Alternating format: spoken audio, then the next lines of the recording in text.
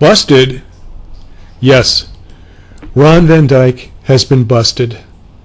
He has repeatedly said that he never signed a mortgage agreement, that he merely borrowed under a short-term note. Well, this is at very best a half-truth.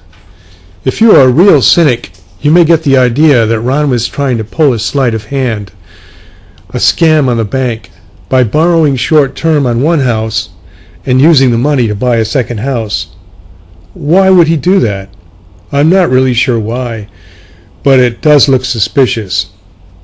Yesterday, one of Ron's viewers posted here on my channel a link that he found to an actual document that Ron signed back in 2005. This document is called, wait for it, a mortgage instrument. Ron borrowed $706.71 on July 1st, 2005 through a 6-month promissory note. In the link that I've provided, you can find the actual mortgage instrument that is signed by Ronald T Van Dyke. Now, when this fact was revealed yesterday, Ron came straight out with a new video. I'm sorry, so sorry. That's the title of his second video from yesterday. But if you listen to it, you will not hear an actual apology for lying about the existence of the mortgage. Instead, he gives lots of rambling excuses for why he did not repay the loan. Well, that's what I think he's doing anyway. The video is pretty emotional, and so maybe people should listen for themselves and form their own conclusions.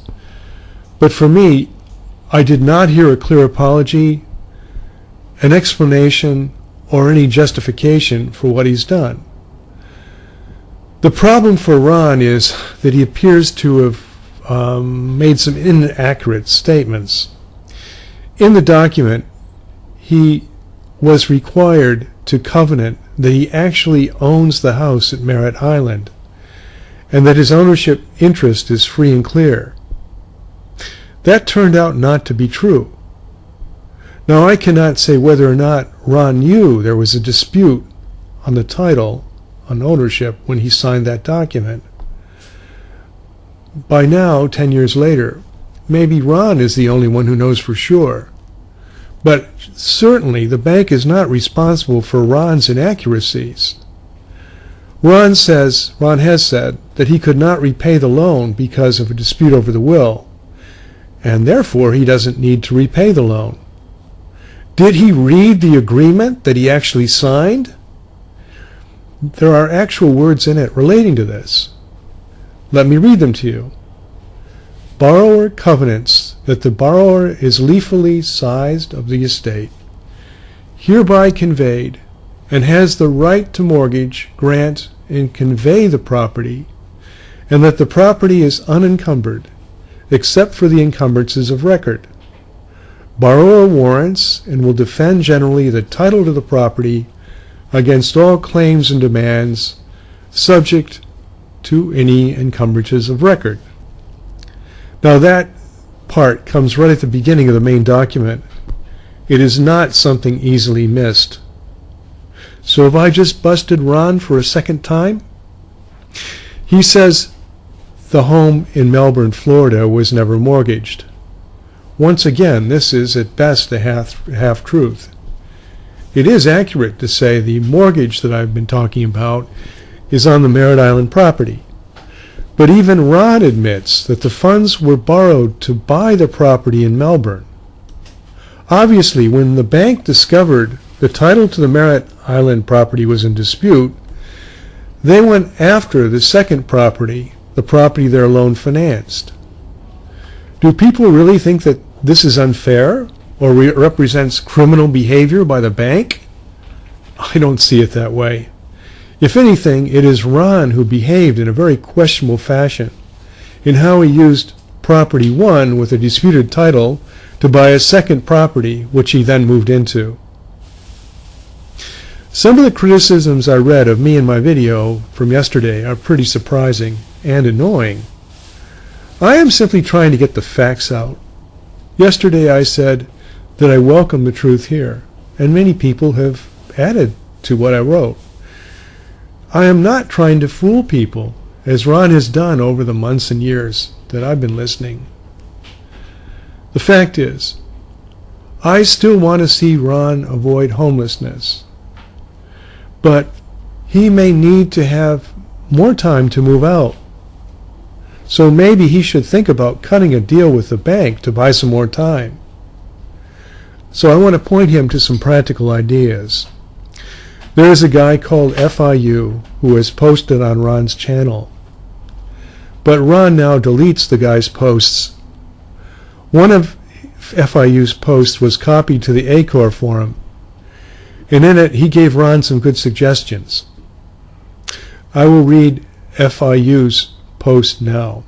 This is by FIU File, as originally posted on Ron Van Dyke's channel yesterday at 8:05 a.m. Yes, I agree. Yes, I agree. There are loads of info and discussion on ACOR. There must be a loan that needs repaying. Our understanding is that the will of Dr. Mary eventually did not leave him the property. Also, PNC Bank now have the title to his property. His anger in this video shows a frustration at what years of hopium have brought him. We do hope he finds peace and reality. Ron is now living in a world of pure imagination. He is going through hopium bipolar. I agree he should tell his lawyer to contact the court and say Ron agrees to go willingly. Set a date in 30 days or so to say 1st February 2016.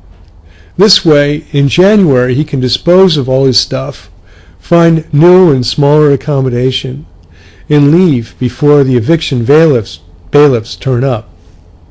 He can then leave in good order and without humiliation. Yes, he should look for sheltered accommodation, or maybe stay with his son, a son who is willing to help his elderly father, surely. My feeling is, if he does this, he will actually feel a huge sense of relief.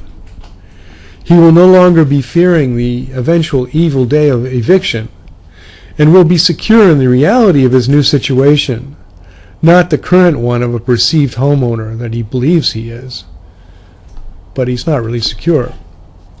He will cleanse himself of the past hopium and strive to promote his message with more clarity and truth, rather than compromising his message. Oh, another bell. Sorry, there was a bell. He will cleanse himself of the past hopium and strive to promote his message with more clarity and truth, rather than compromising his message with selfish agendas due to his current pressures. The agreement with PNC never existed. Otherwise, he would have produced documented proof and won the day. So, Ron, I wish you well. Bite the bullet. Stop living the lie, and life will be much better for you. The stress will go away, and your level of respect from others will increase. You treat truth as your enemy. It is not. Make it your friend. Okay, that's from FIU File. And there's another bell. I do hope Ron listens to these suggestions and takes them on board. Yes, he does need to make the truth his friend, and don't we all? Thank you all for listening.